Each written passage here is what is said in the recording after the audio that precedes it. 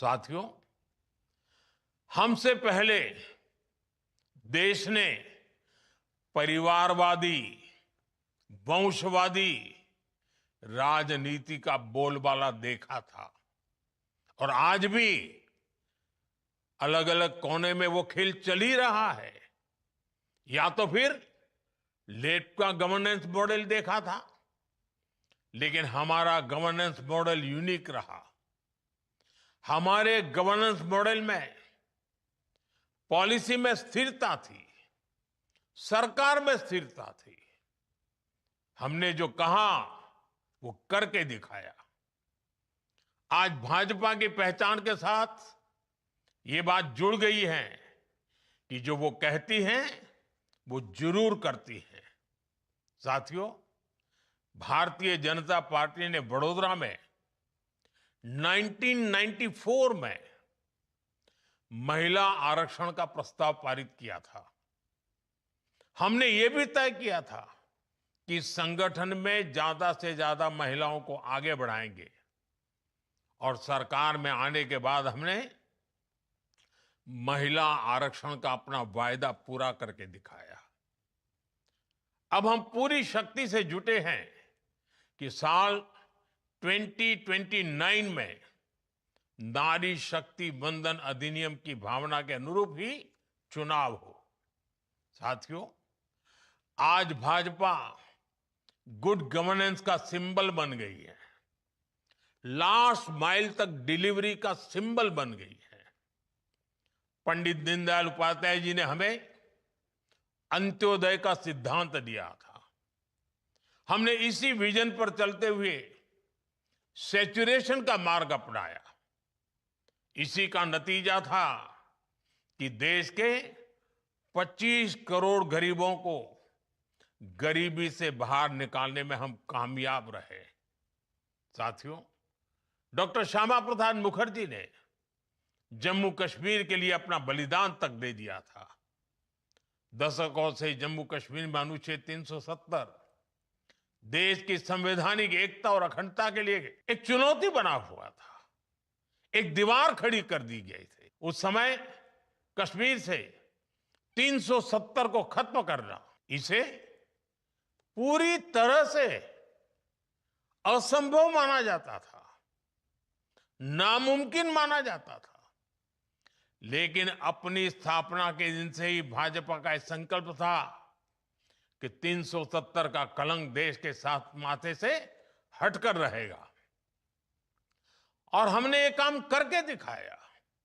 साथियों, राष्ट्रीय सुरक्षा, आतंकवाद पर प्रहार, ये भाजपा के लिए ऐसे मुद्दे रहे जिन पर हमारी पार्टी हमेशा अड़ी रही है।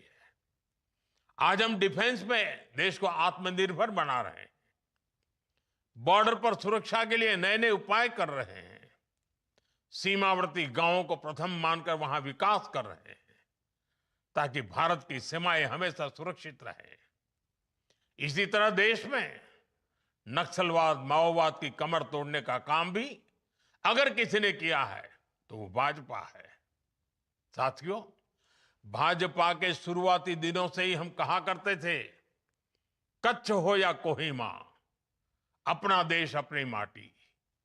भाजपा आज एक भारत श्रेष्ठ भारत की भावना के साथ देश की एकता के लिए काम कर रही है। जीएसटी लाकर हमने वन नेशन वन टैक्स का संकल्प साकार किया। One nation one ration card, one nation one grid, ऐसे कितने ही प्रयासों से देश को हम जोड़ रहे हैं। नई राष्ट्रीय शिक्षा नीति के माध्यम से हम मातृभाषा पर स्थानीय भाषा में पढ़ाई पर भी जोर दे रहे हैं। साथियों, हमारी संस्कृति ने हमें सिखाया है वसुधैव कुटुंबकम। हम पूरे विश्व को एक परिवार मानते हैं। आज युद्ध के इस समय में भी भारत की इसी भावना को हम प्रतिष्ठापित होते देख रहे हैं। एक समय था जब भारत सबसे समान दूरी बनाकर रखने में गर्व करता था। आज का भारत सबसे समान निकटता बनाकर चल रहा है। साथियों, हम विकास और विरासत दोनों को साथ लेकर चल रहे हैं। कांग्रेस ने हमेशा सिर्फ एक परिवार को प्राथमिकता दी, बाकी के साथ अन्याय किया, घोर अन्याय किया। जबकि भाजपा मां भारती के हर महान संतान को उचित सम्मान दे रही है। नेताजी सुभाष बाबू के नाम पर पराक्रम दिवस, अंडमान में उनकी प्रेरणा से द्वीपों के नाम, 26 जनवरी की परेड में आजाद हिंद फौज को सैल्यूट, ऐसे कितने ही काम हुए हैं जो कांग्रेस सरकार में सोचे तक नहीं जाते। खादी को पुनर्जीवित करना हो, स्वदेशी के लिए लोगों को फिर से जागरूक करना हो, भाजपा ने राष्ट्र की चेतना को नई ऊर्जा दी है, नई प्रेरणा दी है। साथियों, पूरे विश्व में एक अवधारणा रही है कि पर्यावरण की रक्षा करते हुए विकास बहुत मुश्किल होता है, लेकिन भारत ने इस अवधारणा को भी तोड़ा है। हमने पर्यावरण की रक्षा करते हुए अपनी अर्थव्यवस्था को तेज गति दी है। 11 साल पहले भारत दुनिया की 11वीं सबसे बड़ी अर्थव्यवस्था था। इतने कम वर्षों में दुनिया की 4थी सबसे बड़ी अर्थव्यवस्था बने हैं। और ये तेज विकास पर्यावरण की रक्षा करते हुआ है। भारत आज क्लाइमेट चेंज से जुड़े लक्ष्यों को समय से पहले प्राप्त कर रहा है।